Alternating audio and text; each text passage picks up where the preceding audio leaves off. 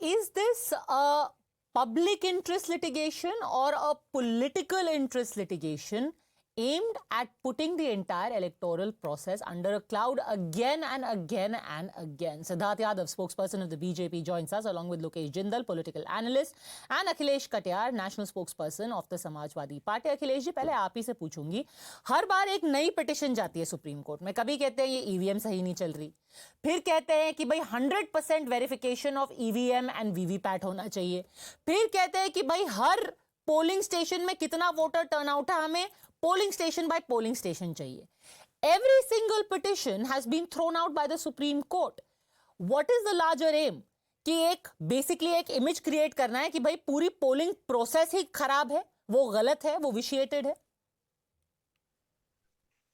पद्मजा जी, ये जो दो तीन सवाल आपने एक साथ खड़े किए, सवाल करने से ये जो सवाल है इससे ज्यादा महत्वपूर्ण है कि सवाल के पहले करने से पहले हमारी नीयत क्या है। इलेक्शन कमीशन की जो एक नैतिक जिम्मेदारी है कि इस देश के अंदर 140 करोड़ लोगों की निष्ठा इस प्रक्रिया पे बनी रहे। फॉर्म 17C हो या कितने वोट पड़े हैं, ये उसकी डिटेल जानकारी से नुकसान क्या है। और जो पहले और दूसरे चरण में जिस तरीके के वोटिंग्स के नंबर में जो डिफरेंस आने की जो चर्चा आम जनमानस में हुई है, और उनको ये शक है कि हमारे मताधिकार का जो हम प्रयोग कर रहे हैं ये सही जगह जा रहा है या नहीं जा रहा है। अगर एक भारतीय नागरिक के दिमाग में कोई शंका पैदा हो तो उसको जवाब देने की जिम्मेदारी, नैतिक जिम्मेदारी, कॉन्स्टिट्यूशनल रिस्पॉन्सिबिलिटी सुप्रीम कोर्ट की बनती है या नहीं। मैं तो शंका आम नागरिक को है या शंका आप पैदा करने की कोशिश कर रहे हैं? मतलब आपको शंका है वो अलग बात है, आम नागरिक को क्या शंका है? पद्मजा जी, हम लोग जब गांव देहात में घूमने जाते हैं तो लोग कहते हैं कि भैया हम तो भर भर के वोट डाल देते हैं, आप मशीनुआ को देख लेना। ये आम आदमी के, गांव के आदमी की आवाज आती है, भैया मशीन देख लेना, हम तो वोट भर भर के डाल देते हैं। ये बात जब गांव में चर्चा में पहुंच गई है तो क्या इलेक्शन कमीशन की कोई जिम्मेदारी उन नागरिकों के प्रति बनती है या नहीं? Okay, Siddharth Yadav, when people are doubtful, what's the harm? Should the government and the election commission itself not step forward and say, yes, we want the booth-wise polling data to be released? Padmaja, there is no doubt in people's mind. The people of this country are very confident that the elections are happening in the fairest way possible.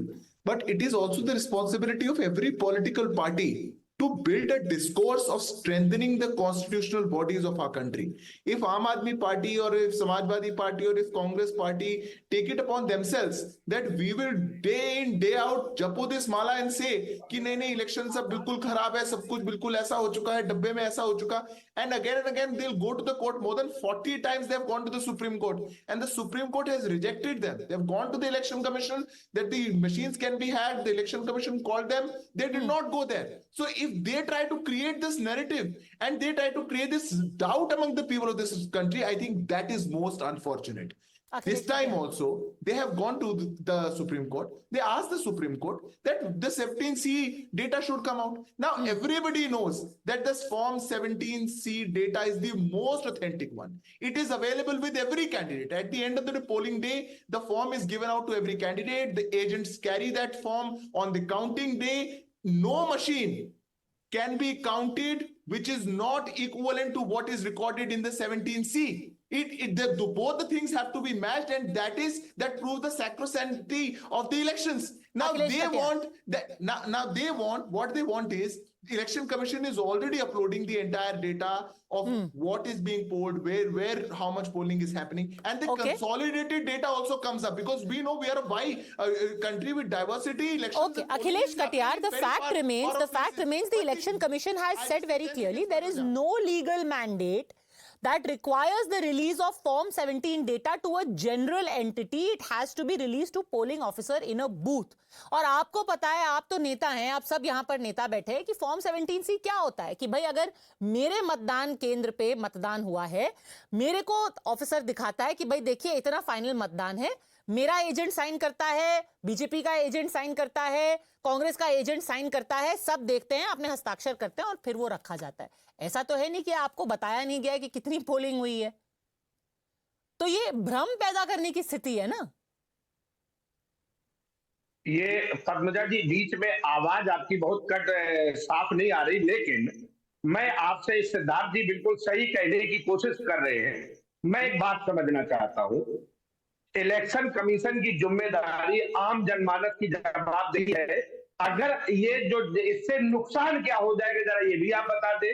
अगर वो वैसे election तो commission कहने को क्या है, मतलब मैं कल कहूंगी जनमानस के का नाम लेकर के मैं ये कह दूंगी कि देश के 140 करोड़ लोगों को हक है कि मैं खड़ी होंगी पोलिंग बूथ के अंदर, मेरे सामने बटन दबाओ, तभी मुझे विश्वास होगा कि क्या बटन दबाए। Where does this end? भाई जनमानस के नाम पे तो कुछ भी मान लीजिए आप कि पोलिंग अफसर क्यों? मैं देखना चाहती हूँ भाई कि तुम क्या हस्ताक्षर कर रहे हो। मैं अपनी आंखों से देखूंगी कि क्या बटन दब रहा है। मेरे सामने डब्बा खोलो, मैं खुद देखना चाहती हूँ, तभी मेरे को संतुष्टि होगी। Where does this end? पिछले 2 चरणों में जो मतदान हुआ, हाँ। और उसके परसेंटेज 4% फर्क की बात आम जनमानस में जा रही है, उस पर बात हो रही है, लोगों र्यूमर है, हकीकत है, क्या है, तो वो किसी भी तरीके की गॉसिप आम जनता में ना जाए, ये जिम्मेदारी भी इलेक्शन कमीशन की है। आम जनता में तो आप ही ले जा रहे हैं ना, और ना ये आम जनता लिटिगेशन कर रही है, ये तो टीएमसी के नेता, कांग्रेस के नेता कर रहे हैं। आम जनता तो आ नहीं रही है कोर्ट में। But anyway, Siddharth Yadav, in the last few phases, I'll ask you a specific question. There was great consternation that we were told 60% polling turnout. Turns out that it's 63%, 65%, 66%. Where did these extra 6% come from? People want to know individual data.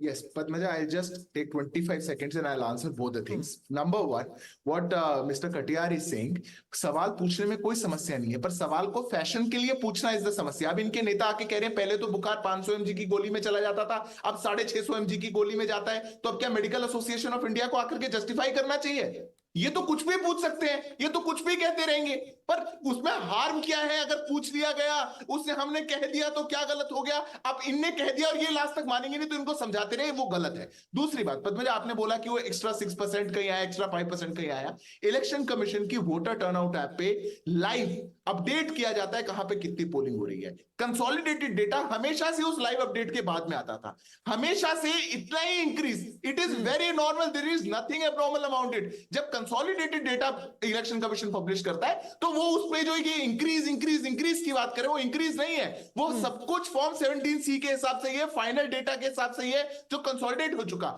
But we can't afford कि अगर 0.1% की भी इसमें discrepancy आ गई, कई बार सोच के डर लगता है कि तब अखिलेश जी या इनकी पार्टी क्या करेंगे, तब कटियार जी क्या करेंगे? So that discrepancy can't happen. The data has to be absolute. All candidates have that absolute data. There is no issue about it. But they just want to